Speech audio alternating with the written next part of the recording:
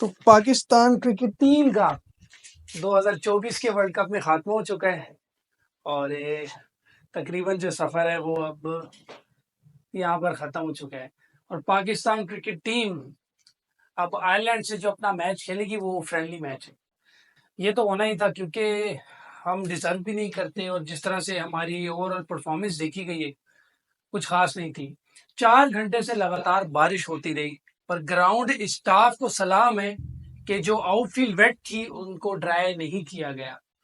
और मुझे समझ नहीं आती आईसीसी सो रही थी क्या कि उनको ये नहीं पता कि यहाँ पर बारिश होगी। पेशेंट कोई भी ये थी कि बारिशें होनी है, स्टिल आपके कानों से जू तक नहीं रहेगी और आपने ये बिल्कुल भी नहीं सोचा।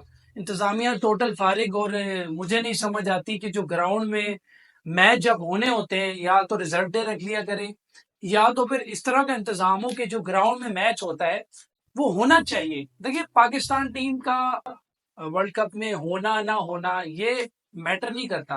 क्रिकेट शायकीन को मैच देखना है। अब यूएसए और आयरलैंड के दरमियान आज इंपॉर्टेंट मैच था। अब आयरलैंड भी अपने 2 मैचेस जीतने का सोच रही थी।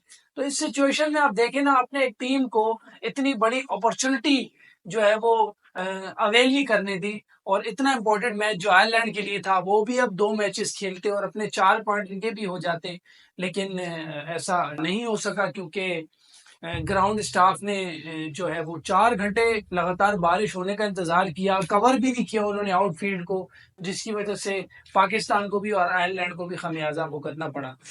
अब बात की जाए अगर पाकिस्तानी परफॉर्मेंस की, बाबर आजम से लेकर शाहीन अफरीदी तक तो टोटली फेलर थे। आपने देखा बाबर आजम भी इन फॉर्म नहीं थे, आउट ऑफ फॉर्म रहे और जो हमारे बॉलर्स थे उन्होंने अपनी तरफ से पूरी कोशिश की। लेकिन सुपर ओवर में क्या हुआ यूएसए के अगेंस्ट कि हम जो है वो 19 रन का इतना बड़ा जो हदफ है, आमिर से बॉलिंग नहीं हो पाई और रिजवान की मिस फील्डिंग और उसके बाद जो बैटिंग की इफ्तिखार स्ट्राइक पे आए, नॉन स्ट्राइकर हैंड पे जो फखर जमान जो लेफ्ट आर्म बॉलर के अगेंस्ट काफी खतरनाक साबित होते हैं। मिस मैनेजमेंट कुछ समझ नहीं आता कैप्टन क्या कर रहे हैं और उनको करना क्या चाहिए। ये सारी चीजें जो आपके सामने हुई इसका खमियाजा हमें भुगतना पड़ा। अब आगे जो आयरलैंड का मैच है वो फ्रेंडली मैच है और यूएसए क्वालिफाई कर चुका है इस ग्रुप से और जो अगले सुपर 8 का मरहला है वो तगड़ी टीमें सामने आएंगी। वो ये यूएसए या अफगानिस्तान कह सकते हैं कि शायद वो अच्छा खेले, लेकिन ये जितनी भी टीमें अब यहाँ से मिनो टीम जा रही है ना आगे, इनको समझ भी नहीं आएगी कि इनके साथ हुआ क्या है। क्योंकि देखें जो बड़ी टीमें हैं उन्होंने इतने सारे इवेंट्स खेले हैं, उनको एक्सपीरियंस है।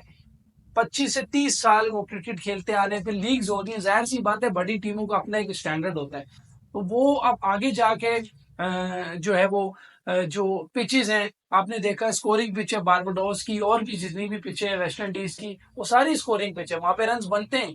तो अब जो है वो छोटी टीमें वहां इस तरह से नहीं खेल पाएंगी। पाकिस्तान अपने दोनों मैचेस जीते हुए हारा, चाहे वो यूएसए से हो चाहे वो इंडिया से हो, दोनों मैचेस हम जीत चुके थे। पर बिल आखिर क्या हुआ, आपने देखा रिजल्ट सामने आया कि आप जब टीम डिजर्व नहीं करती ना तो सिचुएशन ऐसे ही क्रिएट हो जाती है, जीता हुआ मैच भी आप हार जाते हैं।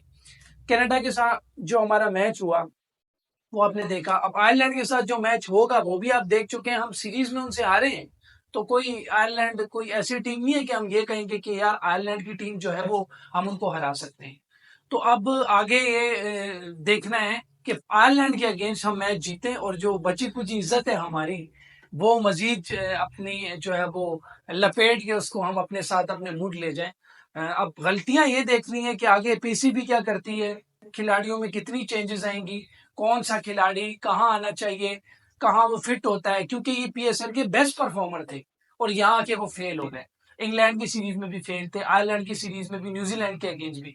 लेकिन जो पीएसएल के बेस्ट परफॉर्मर है वो ही वर्ल्ड कप में खेले हैं, इसमें दोस्ती यारी की बात नहीं है। ये सारे बेस्ट परफॉर्मर थे। अब जाहिर सी बात है दानिश कनेरिया को तो शादाब की जगह नहीं लाया जा सकता ना, या अहमद शहजाद को बाबर आजम की जगह तो नहीं खिला सकते, या उमर अकमल को इफ्तिखार की जगह तो नहीं खिला सकते। ठीक है, शाहिद अफरीदी को जो है वो आजम खान की जगह नहीं खिला सकते, क्योंकि एक सिस्टम होता है, सिस्टम के तहत सब कुछ चलता है। बहरहाल बात से बात निकलेगी, जाहिर सी बात है अवाम जो है वो अपने गुस्से का इजहार करेगी और जिस तरह से पीसीबी भी एक्शन लेगी और टीम में देखिएगा चेंजेस आपको नजर आएंगी। पहले ये सब कुछ नजर नहीं आ रहा था, अब वो चेंजेस मजीद होंगी उसमें, क्योंकि पीसीबी के चेयरमैन की एक स्टेटमेंट थी कि 1 महीने तक आपने कुछ भी नहीं कहना, जैसे परफॉर्म करते हैं इनको करते रहने दीजिएगा।